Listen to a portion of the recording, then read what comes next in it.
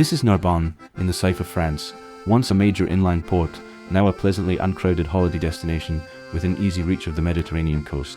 4 3/4 hours by TGV from Paris Gare du Nord, Narbonne is probably best known for its once busy canal, its food hall, and, perhaps less so, for its telephone museum.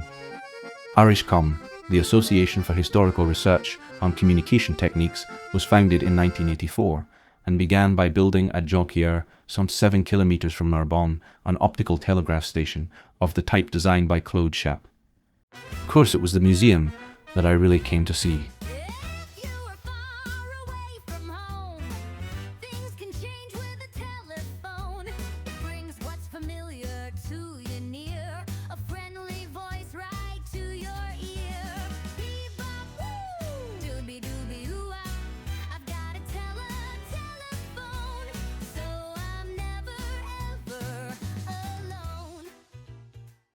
And so we get to the subject of today's video, seen here in its natural habitat. In 1922, the French PTT invited designs for a new standard telephone.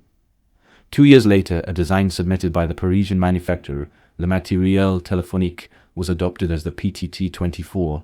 As was customary in many administrations, production was entrusted to a number of manufacturers, and it did not actually start until 1927. A Bakelite handset was designed by Western Electric and is similar in construction and appearance to the Western Electric E1.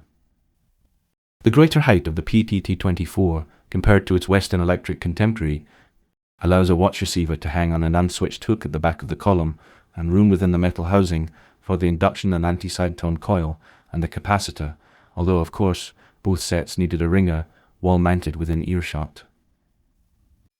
A surprising feature of the PTT-24 that is also found in later French telephones is a fly lead on the induction coil, which must be attached to the appropriate one of 4 terminals to compensate for the line resistance. A further consequence of the long lines made necessary by the very rural nature of much of France in the 1920s is the watch receiver, which is of the permanent magnet type, unlike its partner in the handset. Incidentally, I have found that the receiver in the handset performs far better when not shunted by the watch receiver. Overall, the performance of the PTT-24s that I have is better than many other telephones of similar vintage.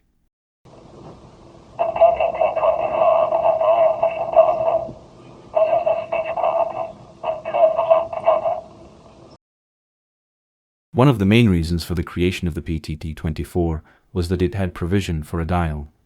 However, as a majority of exchanges were still manual, this was housed in a separate can attached to the body in a bayonet fashion and secured with a pivoted spring clip.